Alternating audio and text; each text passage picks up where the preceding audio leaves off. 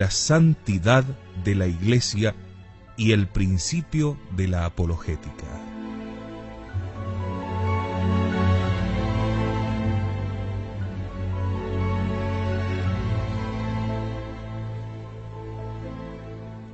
Es dogma de fe, incluido en el símbolo de los apóstoles, que la Iglesia es santa. Pero la definición teológica de esa santidad es ardua. No se trata aquí del concepto de santidad canonizada, ciertamente diversificado a lo largo de los siglos. La santidad del emperador San Enrique II difiere indudablemente de la de San Juan Bosco, y la santidad de Santa Juana de Arco de la de Santa Teresita de Lisieux. Es obvio, además, que no son lo mismo las virtudes en grado heroico objeto de la canonización y la santidad inherente a todos los que están en estado de gracia en cuanto tales. En la Suma Teológica, tercera parte, cuestión 8, y en el Tridentino Catecismo de Párrocos, en la sección del símbolo, se explica por qué el pecado de los bautizados no impide la santidad de la Iglesia. Pero sigue siendo una noción compleja que sólo una distinción rigurosa puede clarificar. Conviene distinguir bien el elemento natural del elemento sobrenatural que da origen a la nueva criatura, el elemento subjetivo del objetivo, el elemento histórico del suprahistórico que opera dentro de él. En primer lugar, la Iglesia es objetivamente santa porque es el cuerpo cuya cabeza es el hombre Dios. Unida a su cabeza, ella misma se hace teándrica. En ninguna clase de cuerpo puede concebirse la existencia de un cuerpo profano donde existe una cabeza santa. En segundo lugar, es objetivamente santa porque posee la Eucaristía, que es por esencia el Santísimo y el Santificante. Todos los sacramentos son una derivación eucarística. En tercer lugar, es santa porque posee de modo infalible e indefectible la verdad revelada. Y en esto debe colocarse el principio mismo de la apologética católica. La Iglesia no puede exhibir en su curso histórico una irreprensible serie de acciones conforme a la ley evangélica.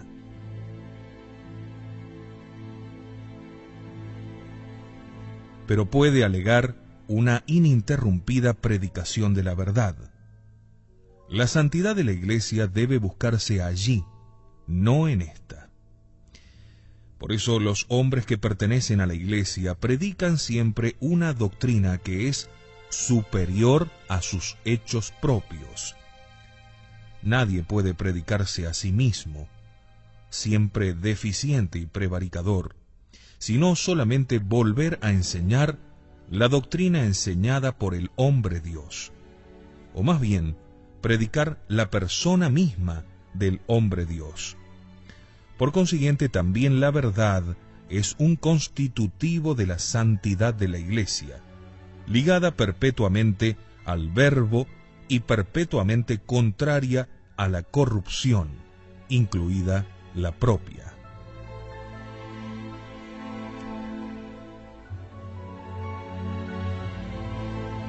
La santidad de la Iglesia se revela también en una manera que podría decirse subjetiva, en la santidad de sus miembros, es decir, de todos aquellos que viven en gracia como miembros vivos del cuerpo místico. En modo eminente y evidente, aparece después en sus miembros canonizados, a quienes la gracia y sus propias obras impulsaron hacia grados verticales de la virtud. Y señalaré una vez más que esa santidad no desapareció ni siquiera en los períodos de mayor corrupción de la sociedad cristiana y del estamento clerical. Por citar algunos ejemplos, en el siglo de la depravación paganizante, del papado florecieron Catalina de Bolonia, 1464, Bernardino de Feltre, 1494, Catalina de los Fiescos, 1510, Francisco de Paula, 1507, Juana de Valois, 1503, aparte de muchos reformadores como Jerónimo Savonarola, 1498. No obstante, estas razones y hechos no despejan el campo a toda objeción. El Papa Pablo VI concedió a los denigradores que la historia misma de la Iglesia tiene muchas y largas páginas nada edificantes. Observatore Romano, 6 de junio de 1972. Pero discierne demasiado débilmente aquí el Papa entre la santidad objetiva de la Iglesia y la santidad subjetiva de sus miembros. En otro discurso utilizará los siguientes términos: la Iglesia debería ser santa, buena, debería ser tal como Cristo la ha pensado e ideado, y a veces comprobamos que no es digna de este título. Observatore Romano, 28 de febrero de 1972. Da la impresión de que el pontífice transforma en subjetiva una nota que es objetiva. Deberían los cristianos ser santos, y lo son en cuanto están en estado de gracia, pero la Iglesia es santa, No son los cristianos los que hacen santa a la Iglesia, sino al revés, es la Iglesia la que hace santos a los cristianos. La afirmación bíblica de la santidad irreprensible de la Iglesia, sin mancha, ni arruga, ni nada semejante, de la carta a los Efesios 5:27, conviene de solo manera parcial e incipiente a la Iglesia temporal, aunque claro, también ella es santa. Todos los padres refieren esa irreprensible, absoluta santidad no ya a su estado peregrinante e histórico, sino a la purificación escatológica final. Me parece imprescindible no continuar sin hacer referencia a otro aspecto de la denigración de la Iglesia, porque fue tocado por el propio Papa Pablo VI el día 24 de diciembre de 1965. Dice el Papa: la Iglesia, con su dogmatismo tan exigente, tan definitorio, impide la libre conversación y la concordia entre los hombres. Ella es en el mundo más un principio de división que de unión. Ahora bien, ¿cómo se compatibilizan la división, la discordia, la disputa con su catolicidad y santidad? A esta dificultad, el Papa responde que el catolicismo es un principio de distinción entre los hombres, pero no de división.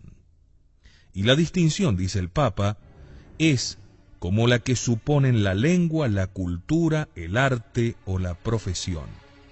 Luego, dándose cuenta de lo que había dicho, trata de corregirse diciendo: es verdad que el cristianismo puede ser motivo de separación y de contrastes derivados del bien que confiere a la humanidad. La luz resplandece en las tinieblas y diversifica así las zonas del espacio humano, pero no es propio de ella luchar contra los hombres, sino por los hombres. Este motivo apologético dado por el propio Papa Pablo VI parece débil y es arriesgado. Comparar la variedad de las religiones con la variedad de las lenguas, de las culturas e incluso de los oficios, rebaja la religión, que es el valor supremo, al grado de valores superiores en su género, pero de géneros inferiores. Y mientras que no existe un lenguaje verdadero, ni un arte verdadero, ni una profesión verdadera, es decir, absoluta, existe sin embargo sí una religión verdadera, es decir, absoluta. Interpretando la división como pura distinción, el Papa no consigue resolver la objeción que se le planteaba, ya atisbada en pura lógica. Toda distinción puede reducir, pero no eliminar, el elemento contradictorio que se encuentra en las cosas distintas. Este elemento excluye una comunidad perfecta entre las cosas diversas e incluye siempre algo que separa a una de otra. El pontífice pasaba, sin embargo, del orden de la fe, con su dogmatismo exigente y cualificante, al orden de la caridad, o más bien al de la libertad, diciendo: al respeto de cuanto hay de verdadero y de honesto en toda religión y en toda opinión humana, especialmente en el intento de promover la concordia civil y la colaboración en toda clase de actividad buena. En este momento prefiero no entrar en el ríspido tema de la cuestión de la libertad religiosa. Me basta observar que en este pasaje el principio de unidad entre los hombres ya no es la religión, sino la libertad, y que por consiguiente resurge intacta la objeción que el pontífice se proponía resolver, la de que sea el catolicismo un principio de división. Para producir la unión hace falta un principio verdaderamente unitivo, más allá de las divisiones religiosas, y según Pablo VI, este principio es la libertad. Quizá la solución de la aporía entre la universalidad del catolicismo y su determinación por la cual opone y divide no deba buscarse en un principio de filosofía natural, como son la libertad o la filantropía, sino en un principio de teología sobrenatural. No se puede olvidar que en el texto sagrado nuestro Señor es anunciado como signo de contradicción, San Lucas 2:34, y que la vida del cristiano y de la Iglesia son descritas como una situación de lucha. Conviene empero referirse a la superior teodicea de la predestinación, que es ab inicio usque ad consumationem, un misterio de división, de separación y de elección. San Mateo 25, 31, 46. Y esta contraposición, que pertenece al orden de la justicia, no contradice ni al fin del universo ni a la gloria de Dios. El proyecto divino no fracasa porque fracase el destino particular de algunos hombres.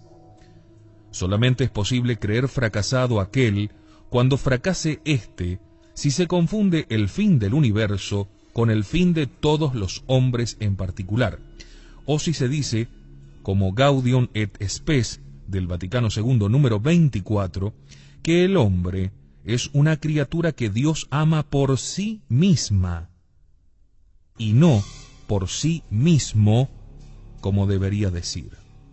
O si se cede a la tendencia antropológica de la mentalidad moderna y usando términos teológicos se abandona la distinción entre predestinación antecedente, que considera a la humanidad insolidum, y la predestinación consecuente, que considera a los hombres divisim.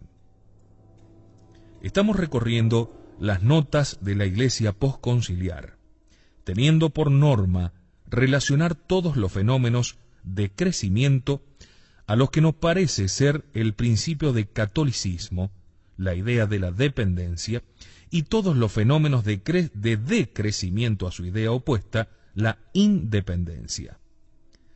El espíritu de independencia provoca la radicalidad de los cambios, y esta radicalidad coincide a su vez con la exigencia de crear un mundo nuevo. Finalmente, la exigencia creadora da origen a una discontinuidad con el pasado y a la denigración de la Iglesia histórica, tal cual nos hemos cansado de tener ejemplos. Nos toca ahora contemplar los efectos que el espíritu de independencia generan en torno a la unidad de la Iglesia. En el ya citado dramático discurso del 30 de agosto de 1973, el Papa Pablo VI se lamenta de la división, la disgregación que por desgracia se encuentra ahora en no pocos sectores de la Iglesia, dice textualmente.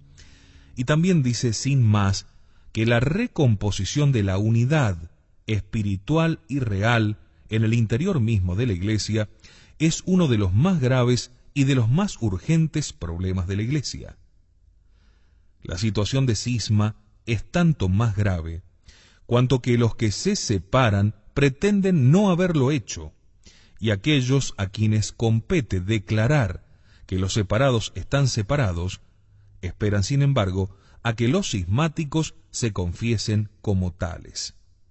Dice el Papa, estos querrían legalizar con cualquier pretendida tolerancia la propia vinculación oficial a la Iglesia, aboliendo toda hipótesis de cisma o de autoexcomunión. En el discurso del 20 de noviembre de 1976, el Papa vuelve sobre la situación de los hijos de la Iglesia que, sin declarar su ruptura canónica oficial con la Iglesia, están sin embargo en un estado anormal en sus relaciones con ella. Da la impresión de que estas afirmaciones revisten de subjetivismo un hecho que compete a la Iglesia establecer, ya que no basta el sentimiento subjetivo de estar unido a la Iglesia para que subsista el propio hecho de la unión. Por otra parte, hay en la Iglesia un órgano con una función objetiva que sabe cuándo la unidad se ha roto y debe declararlo así cuando sea necesario, y no sólo limitarse a confirmar la declaración de quien se siente separado. Al expresar el Papa su gran dolor por este fenómeno, que se difunde como una epidemia en las esferas culturales de nuestra comunidad eclesial, utilizaba una locución elusiva y diminutiva, ya que el fenómeno alcanza también a la esfera jerárquica, no sólo a la esfera cultural. La formación de grupos aislados y autárquicos es consentida por los obispos y por las conferencias episcopales. El Papa sostiene que la desunión de la Iglesia deriva del pluralismo. Este debería confinarse al ámbito de las modalidades según las cuales se formula la fe, pero se introduce en el ámbito de su sustancia. Debería confinarse al ámbito de los teólogos, pero se introduce en el de los obispos, que ahora disienten entre sí. En el mismo discurso, el Papa ve también claramente la imposibilidad de que una Iglesia desunida realice la unión entre todos los cristianos, y menos aún entre todos los hombres. Todavía en el discurso del 29 de noviembre de 1973, y refiriéndose a los que pretenden hacerse Iglesia, como suelen decir, con solo creer que son Iglesia, Pablo VI hace de la situación cismática este juicio mitigador.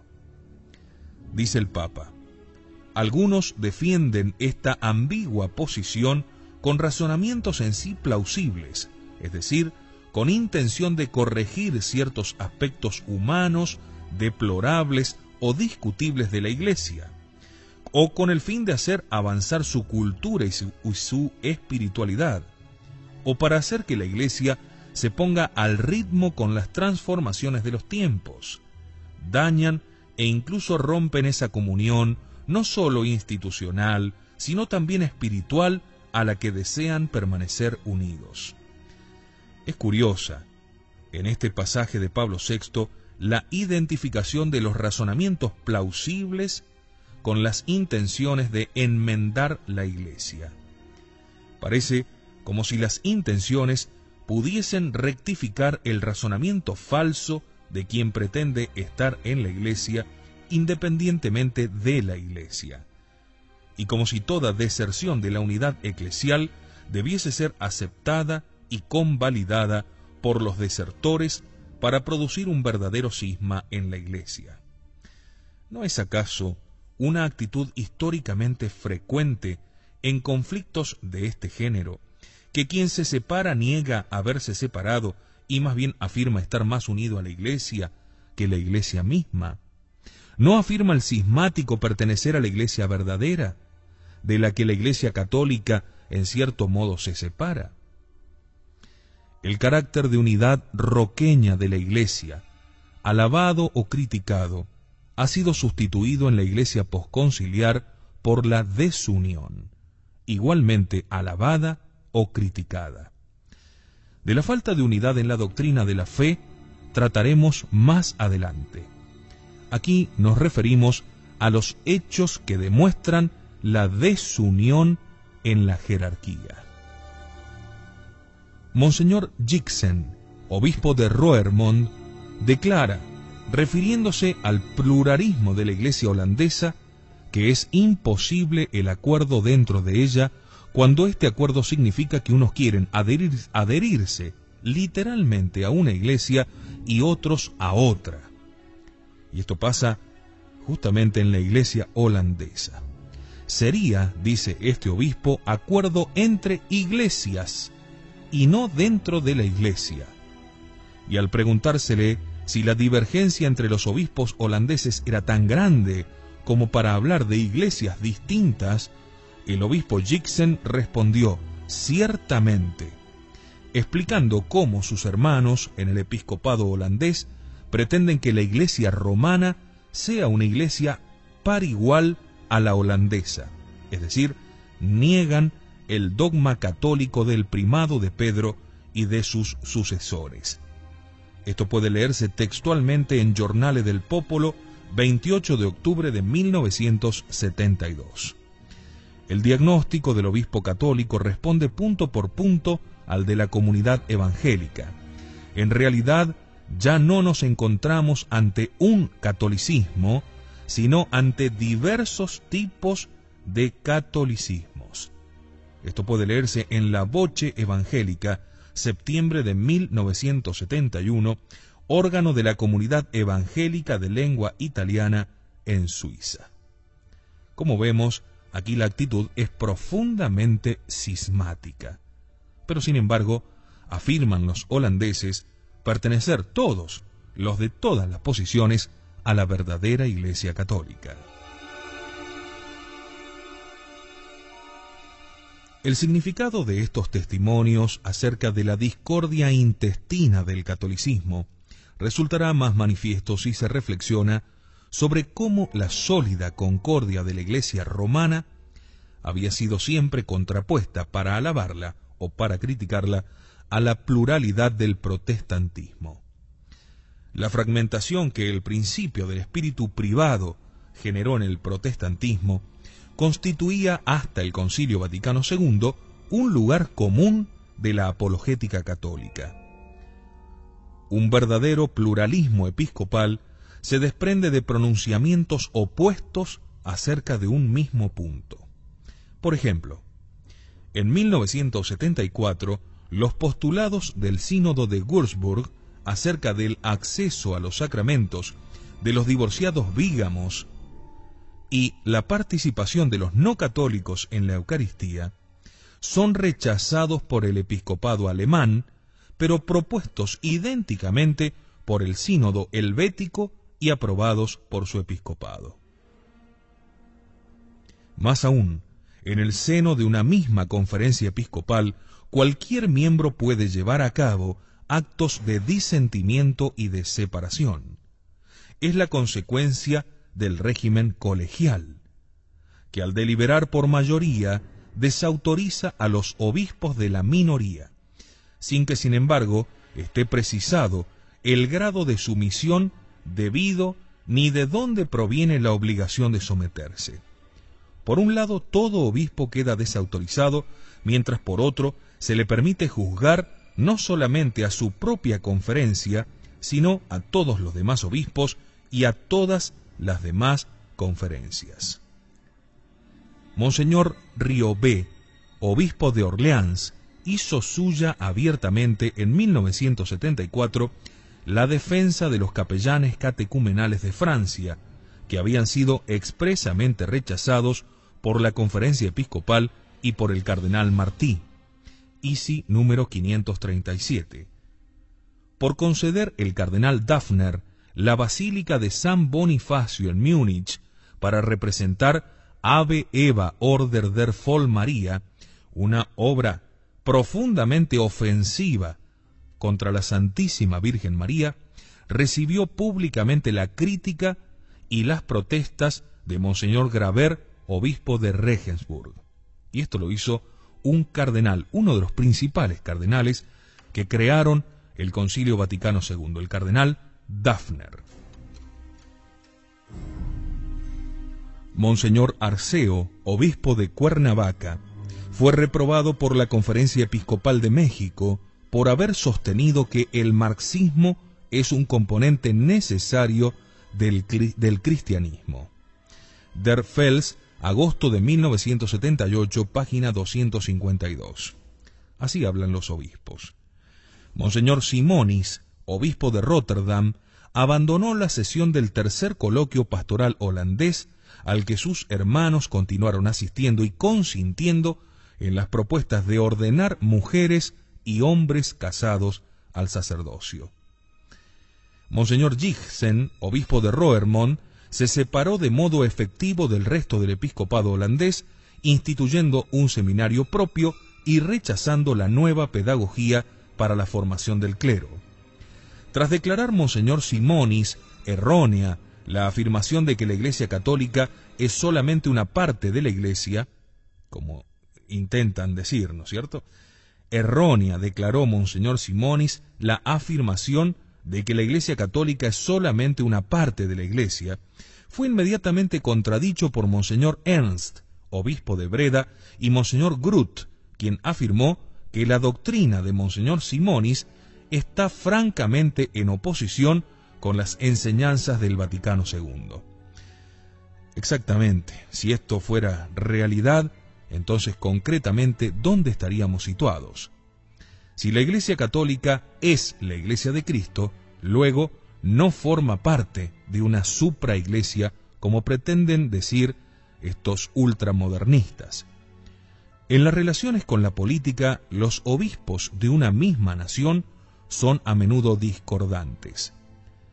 Baste recordar, en las elecciones presidenciales de México, en 1982, la mayoría recomendaba votar a un candidato, mientras que una fuerte minoría era partidaria de un partido opuesto. Es significativa también la contraposición entre los obispos franceses y los italianos acerca del comunismo. Los italianos establecieron la incompatibilidad entre ser cristianos y adherirse al marxismo ateo. La libertad de opción en las cosas políticas está limitada por esa incompatibilidad objetiva. Por el contrario, en su conferencia de 1975, los obispos franceses retiran la misión a todos los grupos juveniles y de acción católica y obrera y deciden dar libertad a los movimientos para realizar las opciones políticas que deseen. Las organizaciones sociales, específicamente católicas, son disueltas porque ningún movimiento puede jamás expresar, dicen, en sí mismo la plenitud del testimonio cristiano evangélico. Además de la discrepancia de doctrina entre los dos episcopados, son relevantes los motivos aducidos por los franceses.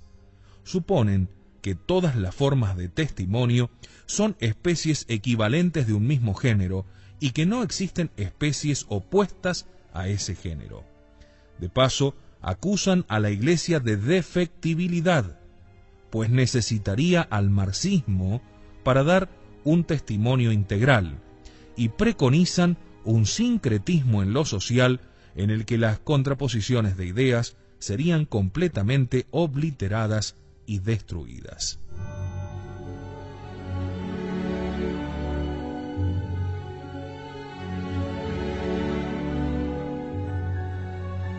La célebre encíclica Humane Vitae del 25 de julio de 1968 dio lugar a la más generalizada, importante y en algunos aspectos insolente manifestación de la disensión intestina de la Iglesia.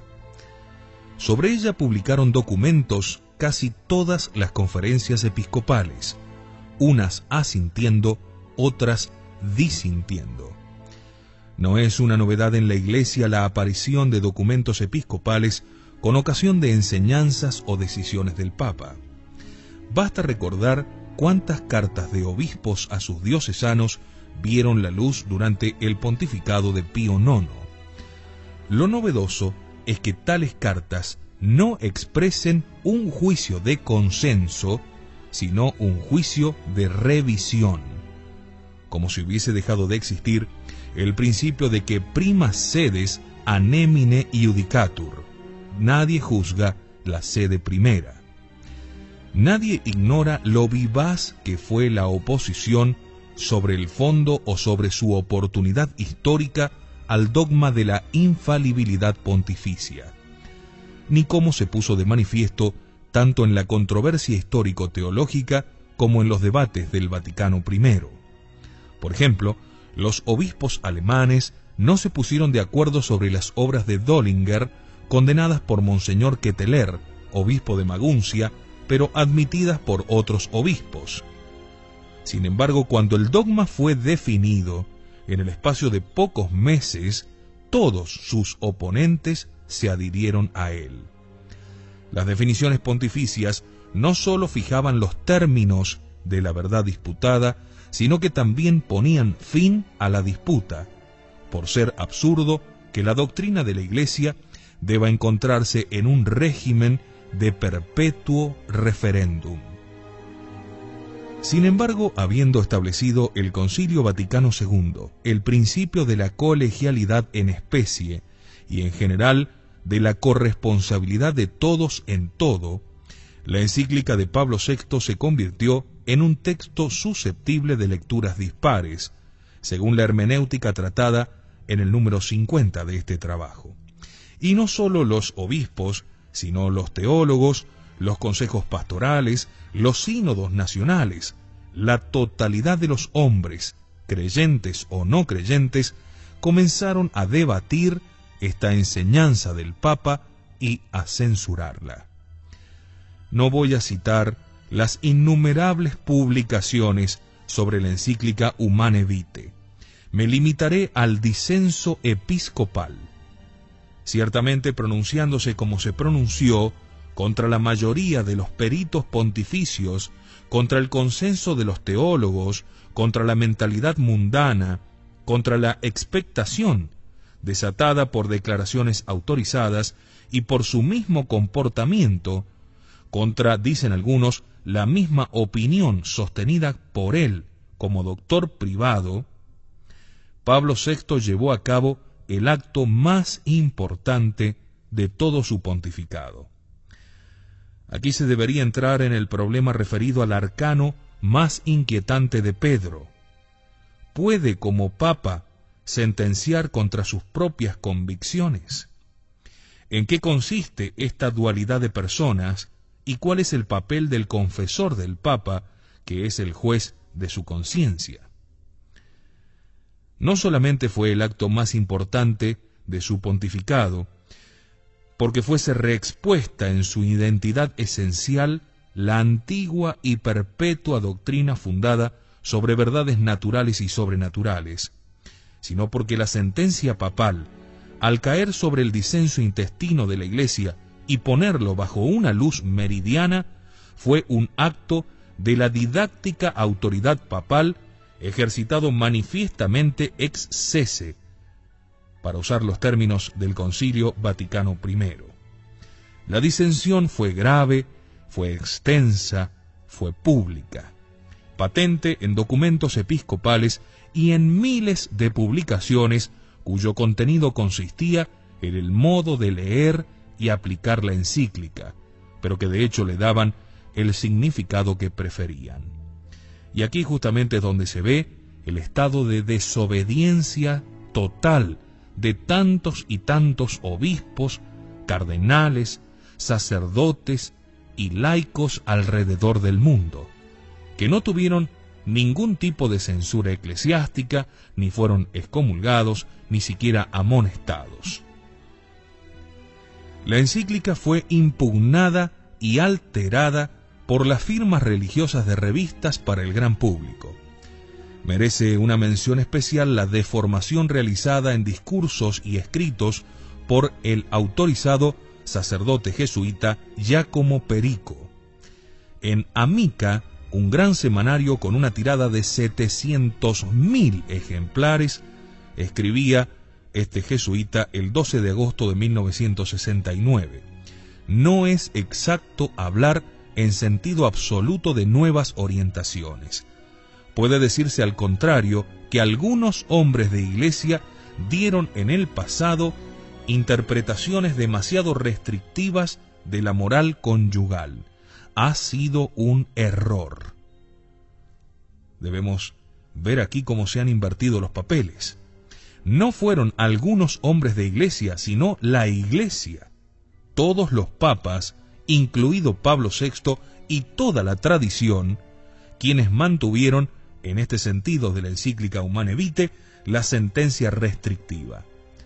Algunos hombres de iglesia que sostuvieron la opinión contraria fueron condenados por la iglesia.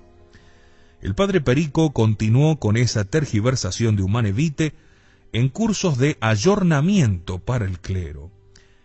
Y en el Giornale del Popolo del 22 de marzo de 1972. Su opinión fue discutida por mí, por Romano Amerio, en 2 artículos del mismo periódico, el 8 de abril y el 29 de abril.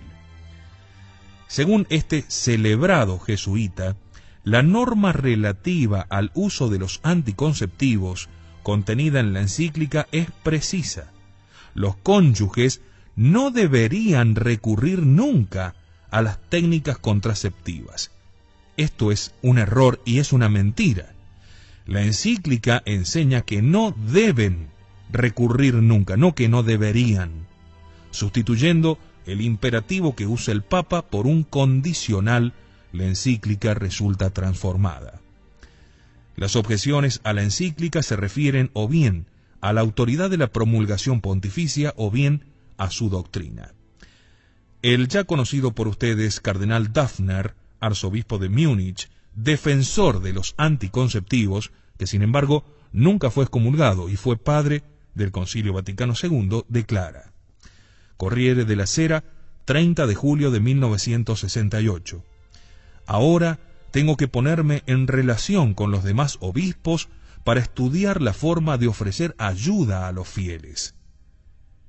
Da la impresión de que para el cardenal Dafner, los fieles deben ser ayudados contra la encíclica y que ésta es un acto de hostilidad hacia ellos. La reacción fue áspera en Estados Unidos, donde parece que, anticipándose engañosamente a la decisión del Papa, los obispos pusieron en marcha un programa de asistencia anticonceptiva. Contradiciendo a su propio obispo, el cardenal O'Boyle, la Universidad Católica de Washington, en una declaración apoyada por 200 teólogos, no solo rechaza la doctrina, sino que impugna la autoridad papal por haber rechazado el parecer de la mayoría y no haber consultado al colegio episcopal.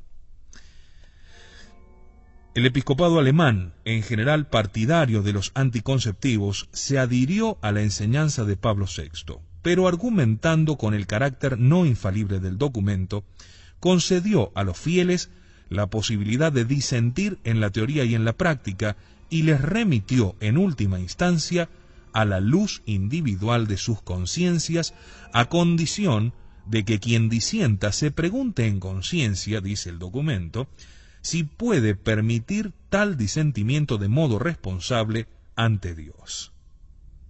Según los obispos alemanes, su oposición no significa un rechazo fundamental a la autoridad papal. Tal vez no significa el rechazo al fundamento de la autoridad, pero sí ciertamente a sus actos concretos. Pero del conflicto en la Iglesia de Alemania se tuvo una manifestación clamorosa en el Katholikentag de Essen en septiembre de 1968. La asamblea discutió y votó por abrumadora mayoría, 5.000 contra 90, una resolución para revisar la encíclica, y allí estaba presente el legado pontificio, el cardenal Gustavo Testa y todo el episcopado nacional, y entre voces que llegaron a pedir a coro la dimisión del Papa por no haber aceptado el uso de los anticonceptivos.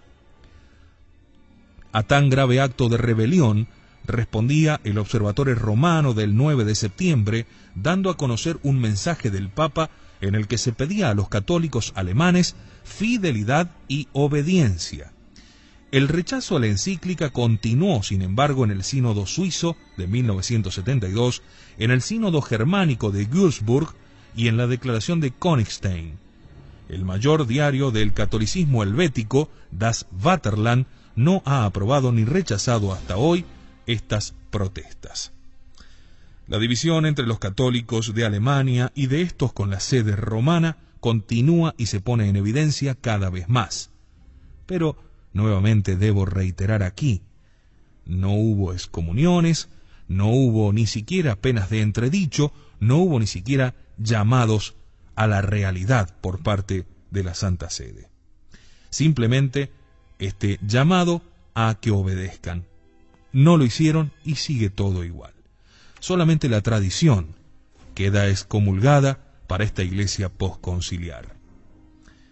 También se manifestó una profunda división en la iglesia de Inglaterra, donde Monseñor Roberts, arzobispo de Bombay, se opuso en la radio a Monseñor Beck, arzobispo de Liverpool, impugnando vivamente la encíclica Humane Vitae. The Tablet, la mayor publicación católica inglesa, generalmente fiel a la ortodoxia, sorprendió con una protesta contra la encíclica y reivindicando el derecho y el deber de protestar cuando la conciencia lo exige. Se convierte ahora a la conciencia, interrogada según las luces individuales, en la norma reguladora de la moralidad. En la iglesia holandesa, que se encontraba en estado de rebelión, de independencia y de experimentación precismática, la oposición a la Humane Vitae fue clara y generalizada. El cardenal Alfrink, otro de los padres del Concilio Vaticano II, sostenía que al no ser infalible, la conciencia individual sigue siendo la norma más importante. Así hablan los cardenales, aunque no cayó del todo la obligación del creyente de conformarla a las enseñanzas del magisterio. El vicario general de la diócesis de Breda declaró en la televisión que los fieles debían continuar conduciéndose según su propia conciencia. La comisión del Consejo Pastoral para la Familia calificó la encíclica de incomprensible y frustrante y anunció querer continuar su propio camino.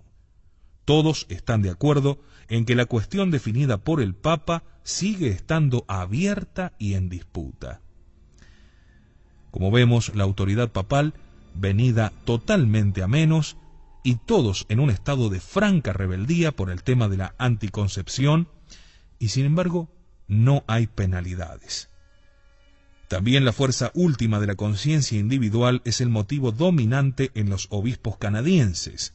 Introducen además el concepto de conflicto entre deberes, que al presentarse en situaciones concretas, que sólo los cónyuges conocen de modo completo, solamente puede ser apreciado y decidido por ellos.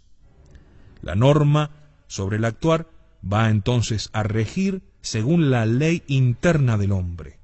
Este es uno de los principios del liberalismo, de la revolución modernista dentro de la Iglesia y justamente contra una encíclica del Papa. El católico jamás pensó así. Esta visión nunca estuvo dentro de la Iglesia. Pero como vemos, conferencias episcopales enteras, cardenales, sacerdotes, laicos, todo el mundo estaba contra el Papa cuando el Papa actuaba como Pedro, y en consonancia con la tradición. Más manifiesta es la separación respecto a la enseñanza papal en los obispos franceses. Contra la doctrina de Humane Vitae 10, de que no es jamás lícito querer un acto intrínsecamente malo y por consiguiente indigno de la persona humana, incluso si se tiene la intención de salvaguardar un bien individual o familiar, los obispos sostienen, los obispos franceses, que en un conflicto de deberes la conciencia puede buscar delante de Dios qué deber es mayor en cada circunstancia. De este modo, contrarían la teoría tradicional y del Papa, según la cual ese balance de opciones se admite solamente cuando no está en cuestión un acto de suyo desordenado, como es el acto anticonceptivo. Lo que es intrínsecamente ilícito no se hace lícito bajo ninguna condición.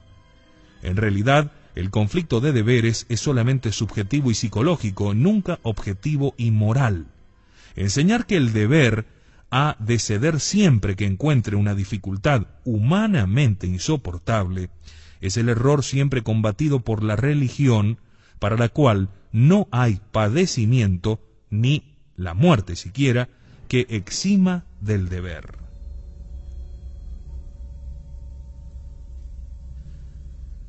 La posición del episcopado francés fue directamente reprobada con una notificación del Observatore Romano 13 de septiembre de 1968, desmintiendo que hubiese sido aprobada por la Santa Sede. Aunque, a causa del habitual eufemismo, el 13 de enero del año siguiente, 1969, el diario dijese que ningún episcopado ha puesto en discusión las bases doctrinales recordadas por el Papa. Este eufemismo es habitual en los prelados cuando hablan de la humane vitae, y por ejemplo lo mantiene también Monseñor Martini, ex arzobispo de Milán, en su rueda de prensa durante el Sínodo de Obispos de 1980. Se veía luego obligado a confesar que algunas expresiones de los obispos podían suscitar preocupación acerca del verdadero sentido de las declaraciones. En Italia, la resistencia a humane vitae fue más sorda, pero no menos extensa.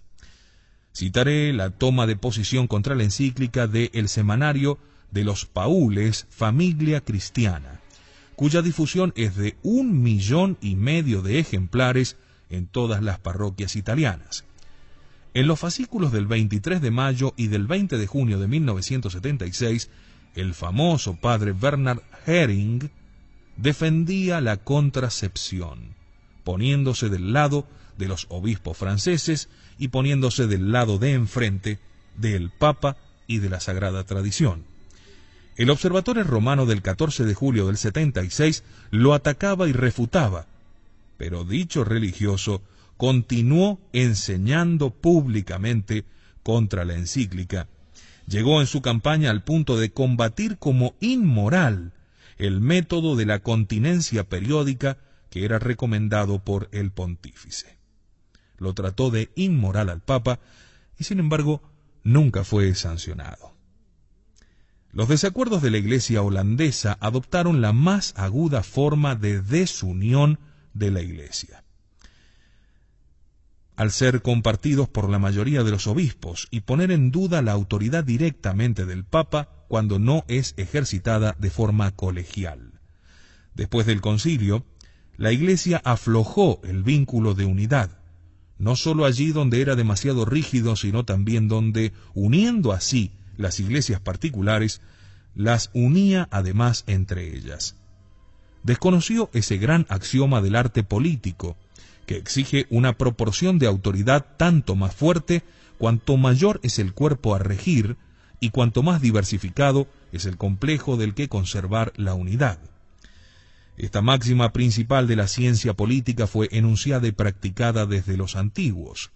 Tácito hace decir a Galba, en el acto de adoptar por sucesor a Pisón, que la gran masa del imperio no podía permanecer en equilibrio sin un único regente. Esta exigencia está considerada como la justificación histórica de la transformación de Roma de república en imperio. También Pablo VI declaró en la apertura de la tercera sesión del concilio, 14 de septiembre de 1964, que la unidad de la Iglesia está tanto más necesitada de una dirección central cuanto más vasta se hace su extensión católica. Pero la puesta en práctica del difícil principio de la colegialidad entraba en colisión con la del centralismo, que unifica las diversas partes en el mismo acto en que las preserva y las hace subsistir en su lugar. La apostema, como decían los médicos, se abre con el Concilio Pastoral Holandés, gran asamblea representativa de todos los estamentos de la Iglesia y en presencia plena del episcopado. Con una mayoría del 90%, esta asamblea votó a favor de la abolición del celibato de los presbíteros, de la concesión de órdenes a las mujeres y de la participación deliberativa de los obispos en cuanto a los decretos que viniesen del sumo pontífice y de los laicos de los que viniesen de los obispos. Para responder al deseo de muchos que se preguntaban cuál era la actitud de la Santa Sede ante el concilio holandés, el Observatorio Romano del 13 de enero del 70 publicó la carta autógrafa de Pablo VI dirigida a aquel episcopado. Se ve en ella el carácter propio de su pontificado. El ojo ve la herida y el error, pero la mano no se acerca al mal para combatirlo y sanarlo, ni con medicinas, ni con cauterizaciones, mucho menos con un bisturí.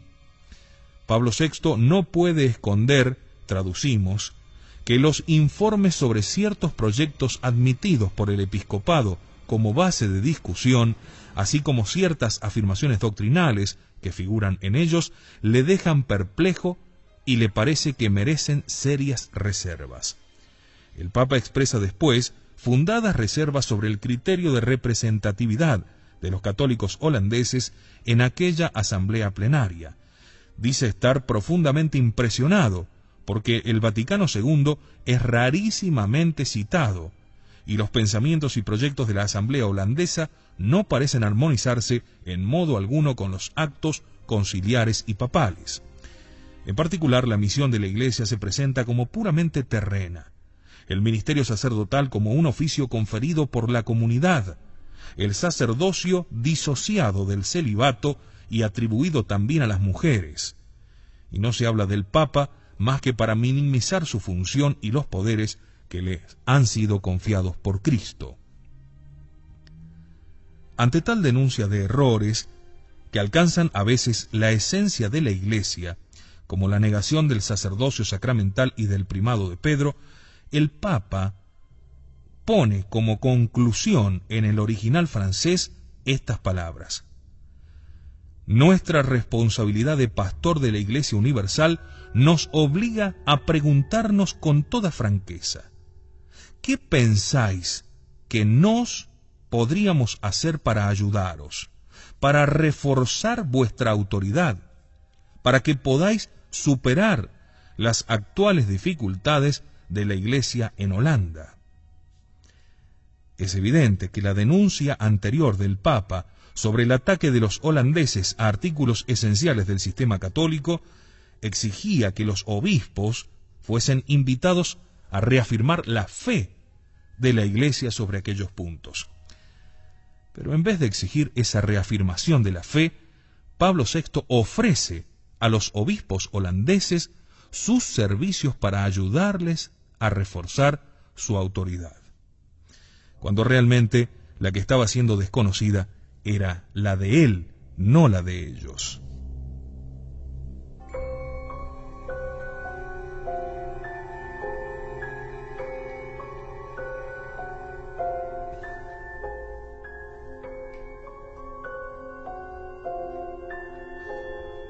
Las palabras con las que el Papa se dirigió al cardenal Alfrink serían más apropiadas si estuviesen dirigidas a un adversario del cisma. De modo peculiar suenan también aquellas con que se conforta a sí mismo, considerándose reforzado por el apoyo de muchos hermanos en el episcopado. Es duro para el Papa no poder decir que siente el apoyo de todos los hermanos en el episcopado, deberse apoyar solamente sobre el número, que no constituye un principio en ningún orden de los valores morales, es realmente lamentable. La debilidad de la actitud del Papa Pablo VI se hace patente también a posteriori. Refiriéndose al cardenal Alfrink, a los principales puntos censurados por el pontífice, aún llegaba a declararle al Corriere della Sera el 30 de enero, después del envío de la carta del Papa, que la cuestión no debía ser resuelta por una autoridad central, sino según el principio de colegialidad, es decir, por el colegio episcopal del mundo entero cuya cabeza es el Papa. Olvidaba el prelado que el colegio es consultivo y que incluso así limitada su autoridad viene del Papa, afirmando después que un cisma solo puede existir en materia de fe. Caía en un error formal al confundir el cisma con la herejía. Cisma es la separación de la disciplina y el rechazo de la autoridad. Santo Tomás la trata como un pecado contra la caridad, mientras que la herejía lo es contra la fe. Pero la desunión de la Iglesia, palpable en la desunión de los obispos entre sí y con el Papa, es el hecho ad extra. El hecho ad intra que lo produce, en realidad, y donde debemos buscar el verdadero origen, es la desistencia de la autoridad papal misma, de la cual se propaga a cualquier otra autoridad. Sea cual sea el tipo de sociedad sobre la que se ejercita, la autoridad es una función necesaria, según algunos, directamente constitutiva para ella, consistente siempre en una multitud de voluntades libres que deben unificarse.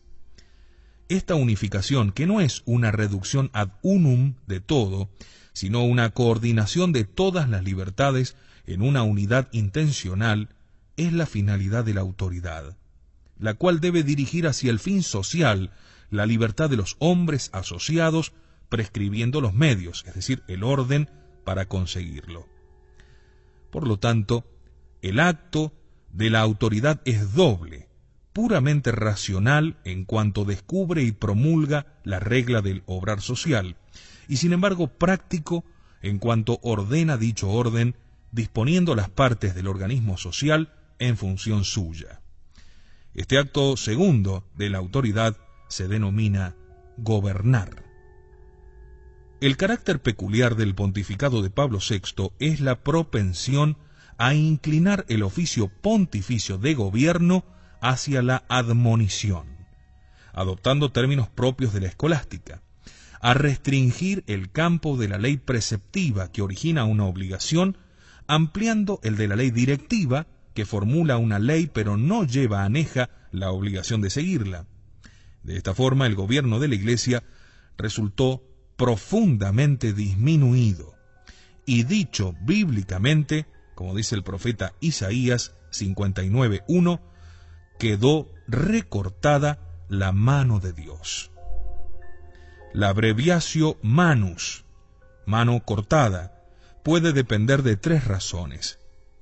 O el Papa tenía un conocimiento imperfecto de los males, o el Papa tenía una falta de fuerza moral, o de un cálculo de prudencia que no pone manos a la obra de remediar los males percibidos, porque estima que así los agravaría en vez de curarlos. El Papa Montini estaba inclinado a la enervación de su potestad por una disposición de su carácter. Esto está confesado en su diario íntimo, confiado al Sacro Colegio, también en el discurso del 22 de junio de 1972, por el 9º aniversario de su elevación al pontificado.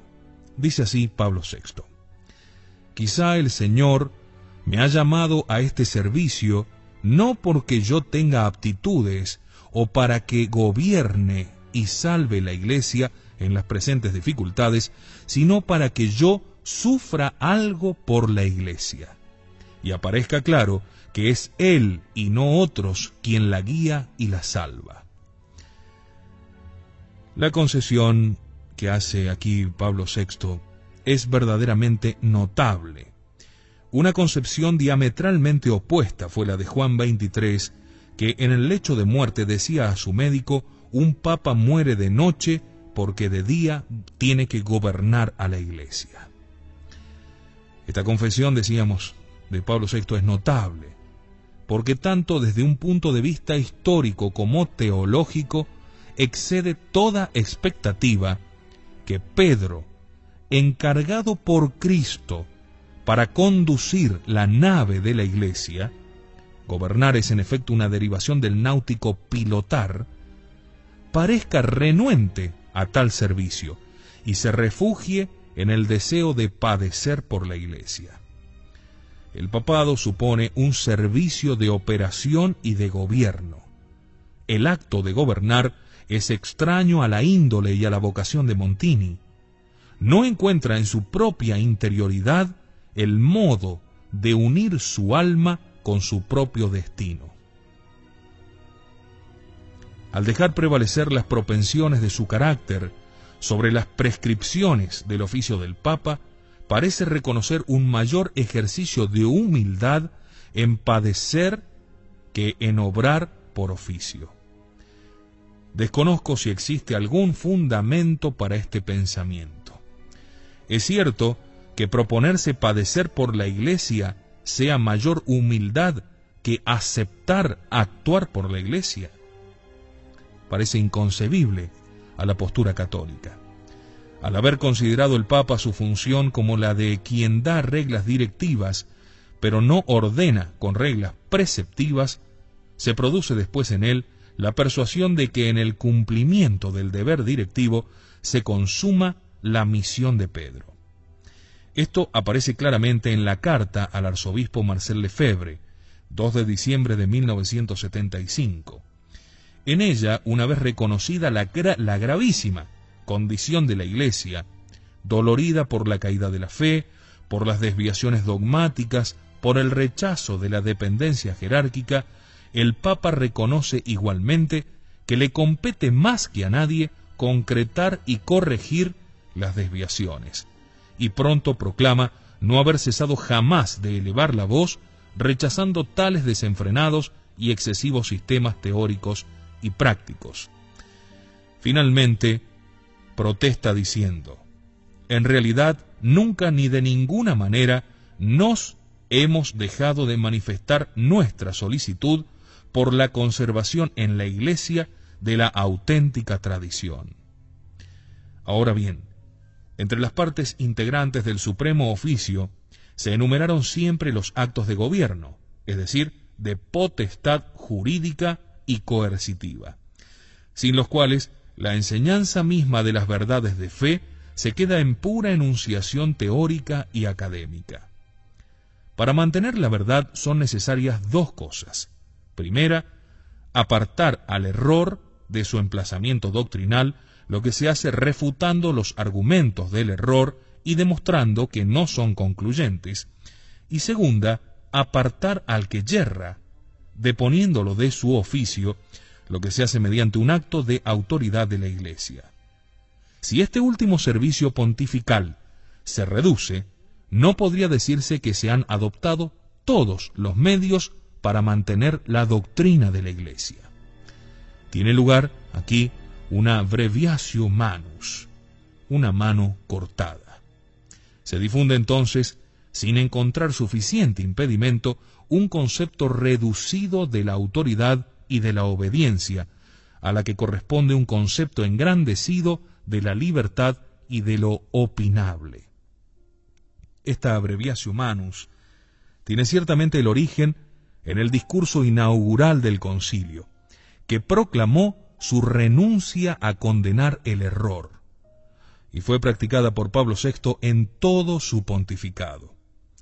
Él se abstuvo como doctor a las fórmulas tradicionales ortodoxas, pero como pastor no impidió que circulasen las fórmulas heterodoxas, pensando que por sí mismas se sistematizarían en expresiones conformes a la verdad. Los errores fueron denunciados por él y la fe católica mantenida, pero la deformación dogmática no fue condenada en los errantes y la situación cismática de la Iglesia fue disimulada y tolerada. A esa falta de completitud del gobierno pontificio solamente comenzó a poner reparo Juan Pablo II, condenando nominatim y cesando a los maestros de error o restableciendo los principios católicos en la Iglesia de Holanda mediante el sínodo extraordinario de los obispos de aquella provincia convocados en Roma. Pablo VI prefirió el método exhortativo y admonitorio, que amonesta pero no condena, que llama la atención pero no obliga, dirige pero no ordena. En la solemne exhortación apostólica Paterna del 8 de diciembre de 1974 a todo el orbe católico, el Papa denunciaba a aquellos que tratan de socavar a la Iglesia desde dentro, confortándose eufemísticamente con que son proporcionalmente pocos. Se extiende sobre el rechazo de la obediencia a la autoridad, manifiesto en la acusación de ser sus pastores guardianes de un sistema o aparato eclesiástico. Deplora el pluralismo teológico que se revela contra el magisterio. Protesta con vigor. Llega a apropiarse la reivindicación que de su propia autoridad episcopal hizo San Juan Crisóstomo. El Papa se llena de dolor, denuncia, reivindica, acusa, pero en el acto mismo de reivindicar la autoridad, la identifica con una admonición, como si en la causa él fuese una parte y no el juez. Se encarga de la acusación, pero no de la condena. El efecto más general de la desistencia de la autoridad es la desestima e inobservancia en la que cae por parte de aquellos que están debajo de ella, no pudiendo el súbdito tener de la autoridad una opinión mejor que la autoridad tiene de sí misma. Un arzobispo francés proclama que hoy la Iglesia ya no tiene que enseñar ni que mandar ni que condenar, sino tiene que ayudar a los hombres a vivir y a regocijarse. Esto puede ser leído en el Corriere de Roma, número 137, 5 de diciembre de 1974. Y para descender del Palatino a la Suburra, en una mesa redonda de sacerdotes, convocada por el diario El Expreso de 1969, llega a sostenerse que el Papa es igual a los laicos, al modo en que el vigilante se sitúa en el cruce, más alto que los demás, solo para regular la circulación. Y más que un fenómeno patológico y anómalo, esta universal rebeldía que hace a la Iglesia actual tan distinta de la Iglesia histórica y llamada preconciliar, parece ser algo característico de la religión auténtica y síntoma de vitalidad eclesial. No hay documento papal ante el cual los episcopados del mundo ahora no tomen posición, y detrás de ellos, aunque con independencia y contradiciéndose recíprocamente, también lo hacen teólogos y laicos. Se tiene así ahora una multiplicidad de documentos que manifiestan una variedad distinta a la propia del orden, ya que de ese modo la autoridad, multiplicándose, se anula.